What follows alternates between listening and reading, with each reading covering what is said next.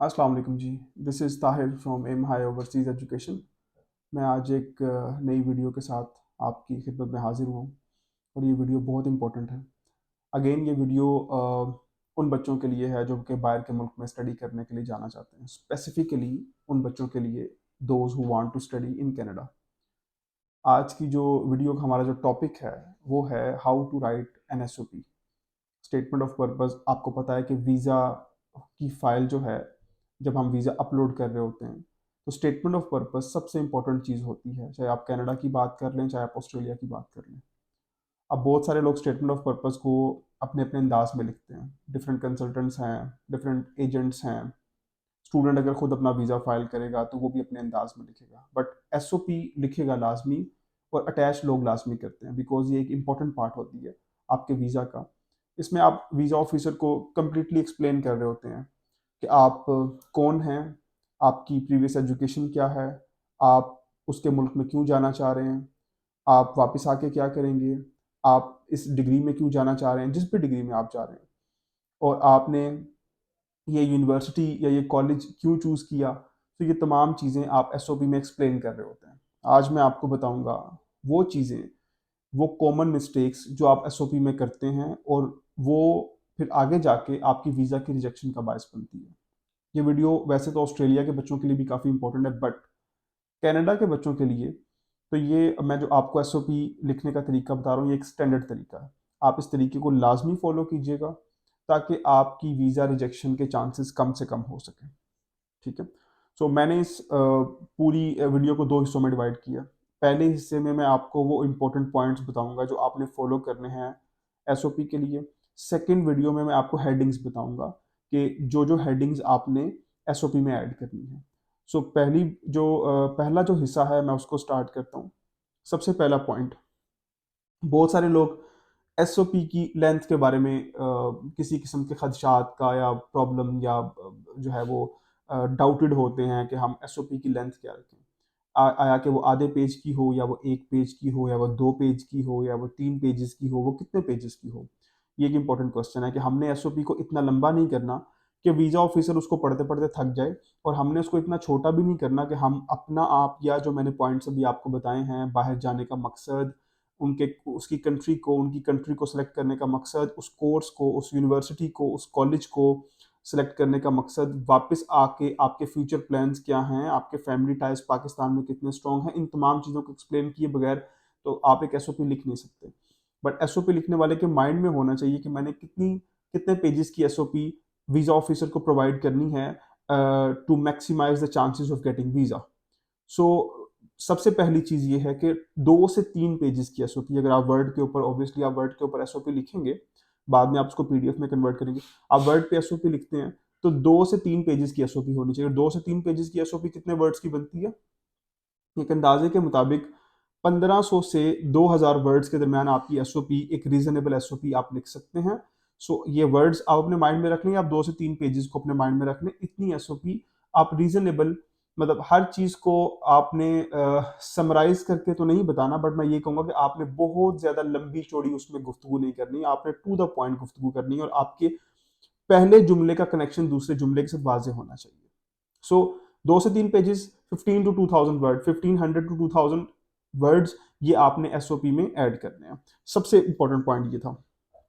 उसके बाद बहुत सारे लोग एसओपी लिखते हैं और वो उसमें किसी किस्म की और एप्लीकेशन को इस्तेमाल नहीं करते। मिसाल के तौर पे आजकल मुख्तलिफ एप्लीकेशन अवेलेबल हैं जिसमें ग्रामर की मिस्टेक्स चेक हो सकती हैं। सो कोशिश करें कि आप ग्रामर की मिस्टेक्स को चेक करके एंड पे फिर उसको पीडीएफ में कन्वर्ट करें और फिर उसको अपने वीज़ा के लिए इस्तेमाल करें। ये ना हो कि आपने एसओपी लिखी है, ग्रामेटिकल मिस्टेक्स आपने चेक नहीं की, आपने या आपने खुद से चेक की हैं, आपने कोई एप्लीकेशन इस्तेमाल नहीं की, और फिर उसमें ग्रामेटिकल मिस्टेक्स मौजूद थी और वो आपने SOP as it is forward कर दिया।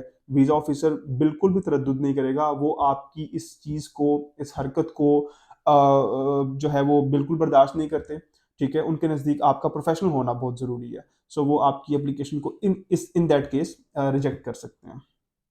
उसके बाद आजकल एक और चीज़ बड़ी मार्केट में इन है कि लोग वीज़ा फाइल करते वक्त किसी आइल्स के टीचर को, या किसी अपने कज़न को, या किसी एक ऐसे शख्स को जिनकी इंग्लिश उनसे बेहतर होती है, उनसे एसओपी लिखवा लेते हैं।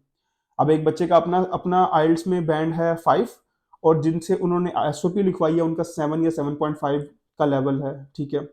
अब वो वीजा ऑफिसर भी परेशान होता है कि बच्चे के बैंड्स 5 हैं या 5.5 हैं या 6 हैं, और जो एसओपी लिखी है उसमें वर्डिंग बहुत हाई क्लास की इस्तेमाल हुई है, जुमले बहुत अच्छे हैं, बहुत हाई लेवल के हैं, तो इट मीन्स कि ये एसओपी बच्चे ने तो नहीं लिखी। तो कोशिश करें कि जो आप अपना आइल्स वीजा ऑफिसर को दे रहे हैं, आप वर्डिंग और एसओपी उसी लेवल की लिखें, सो दैट उनको यकीन आए कि ये एसओपी एप्लीकेंट की तरफ से लिखी गई है। ये बहुत इंपॉर्टेंट चीज़ है कि आप पैसे देके किसी से एसओपी तो लिखवा लेंगे, बट आपका जो इंग्लिश प्रोफिशिएंसी लेवल है, तो वीजा ऑफिसर के पास चूंकि आपका आइल्स तो होगा, तो वो उनको पता चल जाएगा कि ये बच्चा इस आइल्स के वाला बच्चा तो इतने अच्छे लेवल की, इतनी अच्छी वर्डिंग की एसओपी तो नहीं लिख सकता। सो वो अल्टीमेटली वो शक करेंगे कि एसओपी स्टूडेंट ने नहीं लिखी, तो वो भी आपके लिए प्रॉब्लम पैदा कर सकती है। चौथा जो पॉइंट है, फोर्थ पॉइंट जो मेरा है, वो है ये जो एआई के जो आजकल एप्लीकेशंस हैं, मिसाल के तौर पे चैट जीपीटी का इस्तेमाल करना है, इस तरह की चीज़ों का इस्तेमाल करना। देखिए, आप चैट जीपीटी से आप आइडिया तो ले सकते हैं, आप हेडिंग्स तो ले सकते हैं, लेकिन आप चैट जीपीटी को पूरा कॉपी पेस्ट करना छोड़ दें। बल्कि मैं तो ये कहूँगा कि हेडिंग्स आपको आज मैं बता दूंगा जो आपने कनाडा के वीज़ा की एसओपी के लिए इस्तेमाल करनी है, या ऑस्ट्रेलिया के वीज़ा की एसओपी के लिए इस्तेमाल करनी है। लेकिन ये वीडियो कनाडा के लिए है, मेनली कनाडा के लिए है, ठीक है। इस पे कनाडा वाले बच्चे फोकस इस पे रखें, इंपॉर्टेंट ज़्यादा उनके लिए ज़्यादा इंपॉर्टेंट है। ऑस्ट्रेलिया में कोई बहुत बड़ी एसओपी नहीं चाहिए होती। सो चैट जीपीटी का इस्तेमाल करते हैं लोग, एआई के डिफरेंट और एप्लीकेशंस का, डिफरेंट और एआई के तरीकाकार इस्तेमाल करते हैं, उनसे हेल्प लेते हैं। ये बिल्कुल ही गलत है। आप एआई की बिल्कुल हेल्प ना लें, आपके माइंड में हेडिंग होनी चाहिए और आप उसके अकॉर्डिंग अपनी एसओपी लिखें। सो एआई के चैट जीपीटी वगैरह ये तमाम जितने भी चीज़ें हैं, इनका इस्तेमाल करना आप छोड़ दें। उसके बाद है बहुत सारे लोग अपनी एसओपी के अंदर नंबरिंग या बुलेट पॉइंट्स या डिफरेंट टॉपिक्स को हाईलाइट कर देते हैं। मतलब एक वो पैराग्राफ लिख रहे हैं और पैराग्राफ में नंबरिंग स्टार्ट कर देते हैं, फर्स्ट, सेकंड, थर्ड। इसकी बिल्कुल भी इजाज़त नहीं है। आपने एक पैराग्राफ लिखना है बिल्कुल कंटिन्यूअस, उसको पैराग्राफ की शक्ल में। ये नहीं कि उसी में बुलेट पॉइंट्स आ गई, उसी में आपकी हेडिंग्स आ गई, उसी में आपकी उसकी नंबरिंग आ गई। इट इज़ नॉट पॉसिबल कि आप इस तरह से एसओपी लिखें। आप एक ऊपर हेडिंग दें, मिसाल के तौर पे why I choose to study in Canada, ये अब आपकी हेडिंग है। अब इस हेडिंग के अंदर आपने पूरा पैराग्राफ लिखना है, मजीद कोई नंबरिंग की जरूरत नहीं है, मजीद कोई बुलेट पॉइंट्स की जरूरत नहीं है, मजीद आपको किसी किस्म के और हेडिंग्स की जरूरत नहीं है। ऊपर एक हेडिंग मौजूद है, उस पैराग्राफ पे आपने जितनी भी लाइंस लिखनी है उस हेडिंग के अकॉर्डिंग आप लिख लें, जिसमें आप उस हेडिंग को तफसील से बयान करेंगे। सो ये आप एक काफ़ी इंपॉर्टेंट चीज़ है। 5 चीज़ें, नंबर ऑफ पेजेस आपके 2 से 3 होने चाहिए, वर्ड्स 1500 से 2000 होने चाहिए। सेकंड चीज़ ये है, ग्रामर एप्लीकेशंस का इस्तेमाल करें ताकि आपकी मिस्टेक्स ना हो। थर्ड चीज़ ये है, आप अपनी इंग्लिश प्रोफिशिएंसी के अकॉर्डिंग एसओपी लिखें, किसी ऐसे शख्स से एसओपी मत लिखवाएं जिसकी इंग्लिश आपकी इंग्लिश से बहुत अच्छी है। ये कोई अच्छा फर्क नहीं डालेगा आपकी एप्लीकेशन पे, बल्कि उल्टा वीजा ऑफिसर डाउट में चला जाएगा कि ये एसओपी आपने नहीं लिखी। चौथी चीज़ है कि आप चैट जीपीटी वगैरह का इस्तेमाल मत करें। पांचवी चीज़ है कि आप पैराग्राफ के अंदर बुलेट पॉइंट्स का, नंबरिंग का या टॉपिक्स का इस्तेमाल मत करें। तो ये 5 चीज़ें मोस्ट इंपॉर्टेंट हैं। अब फाइनल में मैं आपको बता देता हूँ कि आपने अगर कनाडा के लिए एसओपी लिखनी है तो आपके पास कितनी हेडिंग्स होनी चाहिए, ठीक है। तो मैं आपको बारी बारी ये बता देता हूँ। सबसे पहले तो ऑब्वियसली जब आपने कनाडा की एसओपी लिखनी है तो उसका आप स्टार्ट करेंगे कि टू और फ्रॉम के किन के लिए आपने एसओपी लिख रहे हैं। ऑब्वियसली आप लिखेंगे immigration, refugee and citizenship Canada. फिर फ्रॉम से आप अपना थोड़ा सा बताएंगे, अपना नाम, पासपोर्ट नंबर, अपना एड्रेस बताएंगे। उसके बाद आप सब्जेक्ट देंगे, सब्जेक्ट में आप उनको बताएंगे कि आप स्टेटमेंट ऑफ पर्पस लिख रहे हैं। फॉर अपना आगे नाम लिखिए। फॉर मिसाल के तौर पे अगर किसी का नाम उमैर है तो आप statement of purpose for Umair Ali, इस तरह से आप एक हेडिंग उनको दे देंगे और अपनी आप स्टार्ट करेंगे एसओपी। हेडिंग्स पे जब आप आएंगे तो सबसे पहले जो हेडिंग होगी वो होगी आपकी इंट्रोडक्शन की, जिसमें आप अपना पूरा इंट्रोडक्शन देंगे, अपना नाम, अपना सरनेम, अपना अपनी family background, number of family members और उनके प्रोफेशंस, जो जो भी उनके प्रोफेशंस हैं, वो स्टूडेंट हैं, बिजनेसमैन हैं, जॉब कर रहे हैं, जो भी हैं वो उनके प्रोफेशंस बताएंगे। और उसके बाद आप फौरी तौर पर उनको बताएंगे कि मैंने इस यूनिवर्सिटी में एडमिशन लिया है, उसकी फ़ीस मैं पे कर चुका हूँ। अगर आप एसटीएस के थ्रू जा रहे हैं तो आप जीआईसी के बारे में बताएंगे, अपने आइल्स के बारे में बताएंगे और आपका इंट्रोडक्शन वाला पैराग्राफ खत्म हो जाएगा। उसके बाद आपकी प्रीवियस एजुकेशन या एजुकेशनल बैकग्राउंड के नाम से एक पैराग्राफ आएगा, उसमें अपना कंप्लीट एजुकेशनल बैकग्राउंड आप बताएं।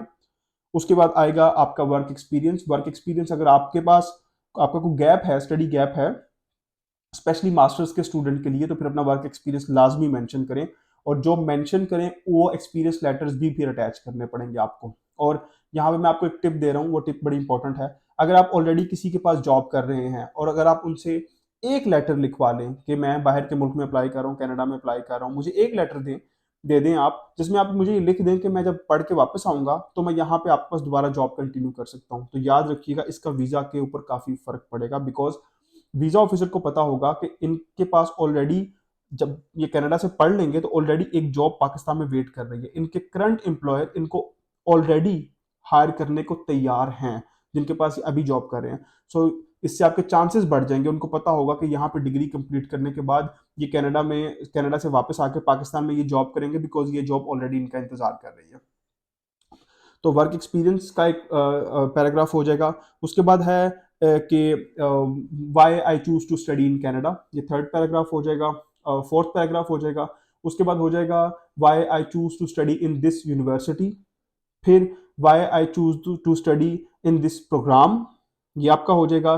फिर आपका एक पैराग्राफ हो जाएगा फैमिली एंड इकोनॉमिकल टाइज इन पाकिस्तान। उसके बाद आपका हो जाएगा फ्यूचर प्लान्स। फिर आपका हो जाएगा वीज़ा कंडीशंस, जिसमें आप बताते हैं कि मेरी वीज़ा की कंडीशंस का मुझे पता है कि मुझे 80% से ज़्यादा अपनी अटेंडेंस रखनी है इन यूनिवर्सिटी या कॉलेज जिसमें भी आप जा रहे हैं। 60 to 65% मुझे मार्क्स लेने हैं, CGPA लेना है एटलीस्ट 2.5 से अबव, ताकि मैं फेल ना हूँ वहाँ पे, और मुझे किसी किस्म की क्रिमिनल एक्टिविटी में इन्वॉल्व नहीं होना। ये वीज़ा कंडीशंस होती हैं आपकी, आप इसको मेंशन कीजिएगा लाजमी, ठीक है। सो ये आपकी SOP के पॉइंट्स होंगे। Introduction, educational background, work experience, why Canada, why this university और कॉलेज, वाई दिस कोर्स, जिस भी कोर्स में आप जा रहे हैं, family ties, family and economical ties के नाम से एक ही पैराग्राफ बना लें।